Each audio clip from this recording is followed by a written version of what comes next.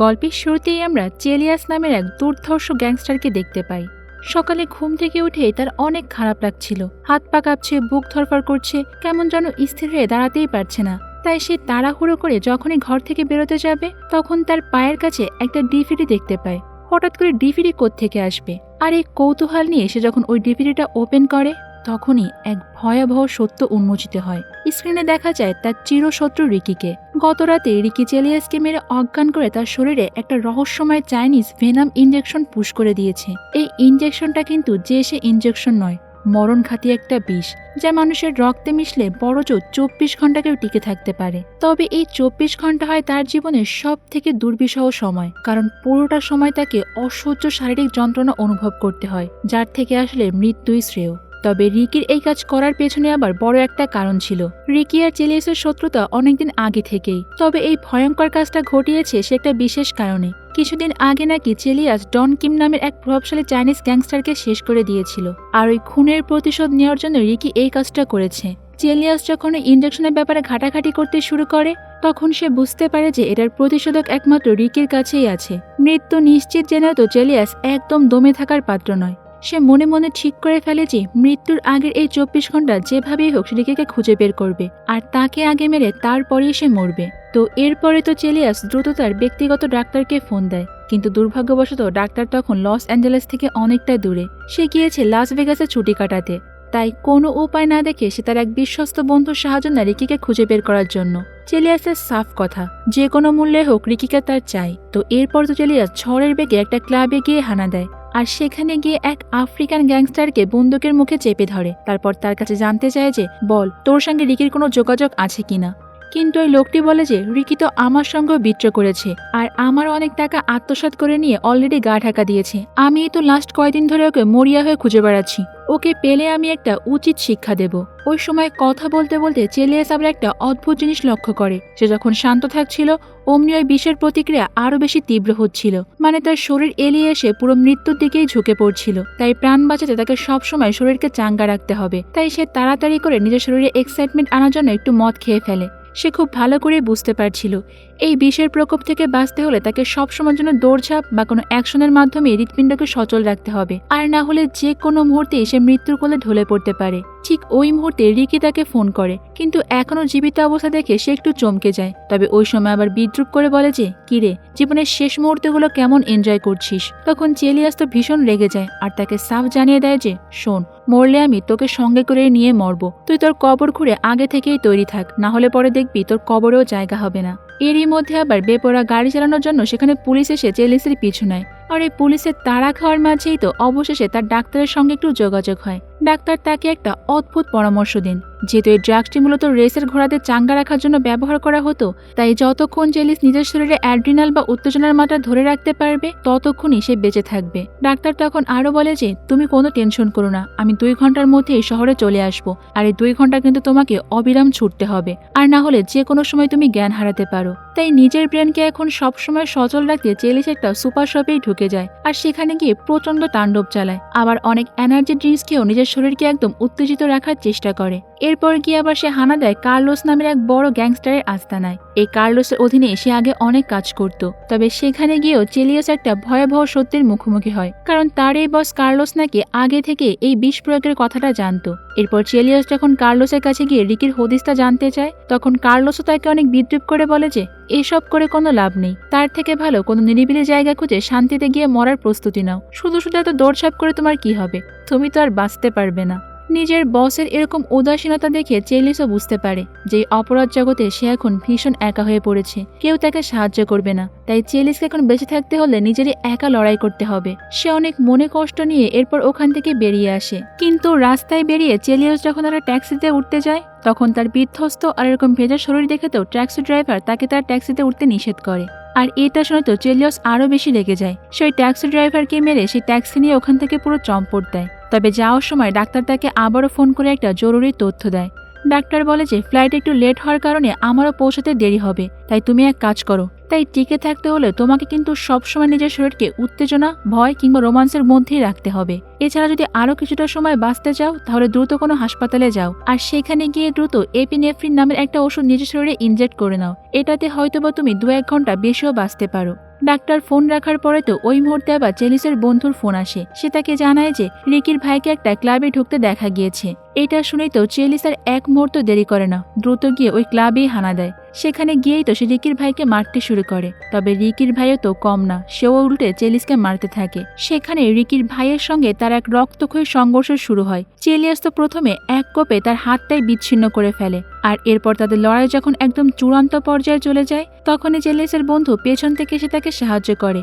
আর রিকির ভাই যখন তার বন্ধুকে আক্রমণ করতে যাবে, ঠিক তখনই তো চেলিয়াস একদম নির্দয়ভাবে গুলি চালিয়ে তাকে ওখানেই খতম করে দেয়। আর তার ভাইয়ের মৃত্যুর খবর জানাতে চেলিয়াস সরাসরি এবার রিকিকেই ফোন করে। আর তার ভাইয়ের গলা থেকে খুলে নেওয়া পারিবারিক ঐতিহ্যবাহী চেনটার কথা বলে তাকে আরো বেশি উত্ত্যক্ত করতে থাকে। নিজের ভাইয়ের মৃত্যুর খবর, তাও তার খুনির কাছ থেকে শুনে তো রিকি রাগে চিৎকার করতে থাকে। কিন্তু চেলিয়াস তখন হাসতে হাসতে ফোনটা কেটে দেয় আর দ্রুত ডাক্তারের বলা সে ওষুধের সন্ধানে ফার্মাসিতে গিয়ে ঢুকে পড়ে। কিন্তু প্রেসক্রিপশন ছাড়া তো সেখানে কেউ তাকে ওষুধ দিতে রাজি হয় না। তাই নিরুপায় হয়ে সে ওখানে থাকা এক ব্যক্তির কাছ থেকে কিছু নাকের স্প্রে নিয়ে নেয়, যাতে আগে থেকে এপিনেফ্রিন রয়েছে, আর দ্রুত ওখান থেকে পালিয়ে যায়। আর এরপর যখন সে ওই স্প্রেগুলো নাকে দিতে দিতে হাসপাতালের মধ্যে যায়, তখন নার্সরা তাকে দেখে তো প্রচন্ড ভয় পেয়ে যায় আর দ্রুত পুলিশকে খবর দেয়। তাই পুলিশের কাছ থেকে বাঁচার জন্য চেলিয়াস আবার একজন রোগীর কেবিনে ঢুকে যায় আর সেখানে গিয়ে ওই রোগীর জামা কাপড় পরে হাসপাতাল থেকে পালানোর চেষ্টা করে। কিন্তু পুলিশ অফিসাররাও তার পিছু করতে থাকে। তখন পালাতে পালাতে একটা পর্যায়ে তো চেলিয়াসের সামনে একজন হার্ট অ্যাটাকের রোগী চলে আসে। চেলিয়াস তখন সেখানে থাকা এক ওয়ার্ড বয়কে জিম্মি করে তাকে বন্দুকের মুখে নিয়ে বলতে থাকে যে দ্রুত আমাকে এপিনেফ্রিন ইনজেকশনটা দিয়ে দে, আর না হলে কিন্তু তোকে আমি এখানেই শেষ করে দেব। তো এরপর যখন প্রাণের ভয়ে ওই ছেলেটা তাকে এপিনেফ্রিন ইনজেকশনটা দিতে যাবে, তখনই তো চেলিয়াস হিতাহিত জ্ঞান শূন্য হারিয়ে পুরো সিরিঞ্জটাই নিজের শরীরে পুশ করে দেয়। পুরো ডোজ নেওয়ার পরপরই তার মনে পড়ে যায় যে ডাক্তার তাকে মাত্র সামান্য পরিমাণ নিতে বলেছিল। আর এরপরেই তো ওষুধের অতিরিক্ত প্রতিক্রিয়াতে চেলিয়াসের শরীর যেন একদম আগ্নেয়গিরি হয়ে ওঠে। সে আর এক মুহূর্তও তো কোনোভাবে স্থির থাকতে পারছিল না। এরপর যখন আবারও ডাক্তারের ফোন আসে, তখন চেলিয়াস থেকে বলে যে আমি তো ভুল করে পুরো ইনজেকশনটাই নিয়ে নিয়েছি।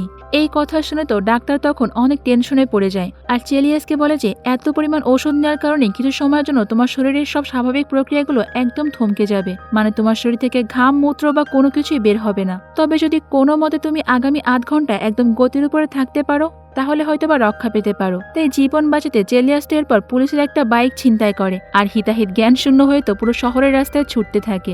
এই চরম বিপদের মুখে নিজেকে সঁপে দিয়ে সে যেন এক অদ্ভুত প্রশান্তি পাচ্ছিল, কারণ যেভাবেই হোক তাকে তো পুরো 30 মিনিট চাঙ্গা থাকতে হবে, 1 সেকেন্ডের জন্য বসে থাকলে হবে না। তবে এই বেপরোয়া গতির কারণে আবার এক ভয়াবহ দুর্ঘটনায় তার বাইকটি একদম চুরমার হয়ে যায়। আর ঠিক তখনই হঠাৎ করে তার প্রেমিকার ফোন আসে। চেলিয়াস খুব ভালো করে জানতো এই অন্তিম সময় একমাত্র রোমান্সই পারে তার রক্তে সেই প্রয়োজনীয় উত্তেজনা বজায় রাখতে, যেটাই তাকে আরো কিছুক্ষণ বাঁচিয়ে রাখবে। তাই নিজের হৃৎপিণ্ড সচল রাখতে চেলিয়াস এরপর পাগলের মতো তার প্রেমিকা লিসার বাড়ির দিকে ছুটে যায়। অন্যদিকে রিকি তার ভাইয়ের কাটা হাত সামনে রেখে তো প্রতিশোধের আগুনে জ্বলছিল। চেলিয়াসকে সে একটা চরম শিক্ষা দিতে চায়, তাই এই জন্য সে বর্তমান চেলিয়াসের সব থেকে আপনজন মানে লিসাকে অপহরণ করার পরিকল্পনা করে। কিন্তু তারা তো আর জানতো না যে চেলিয়াস অলরেডি সেখানে যাওয়ার জন্য রওনা দিয়েছে। তাই রিকির ওই গুন্ডা বাহিনী সেখানে পৌঁছানোর আগেই তো চেলিয়াস লিসার বাড়িতে চলে এসেছিল। চেলিয়াসের গার্লফ্রেন্ড আসলে তার ব্যাপারে কিছুই জানতো না, তাই চেলিয়াসও তার গার্লফ্রেন্ডকে কিছু না জানিয়ে তাকে জলদি তৈরি হতে বলে, কারণ তারা দুজনই এখন এখান থেকে পালিয়ে যেতে চাচ্ছিল। আসলে চেলিয়াস বুঝতে পেরেছিল যে রিকি এখন তার গার্লফ্রেন্ডের উপর হামলা করতে পারে। আর এইসব কিছু ভাবতে ভাবতেই তো চেলিয়াস দেখতে পায় যে বাড়ির সামনে অলরেডি রিকির কয়েকজন গুন্ডা চলে এসেছে।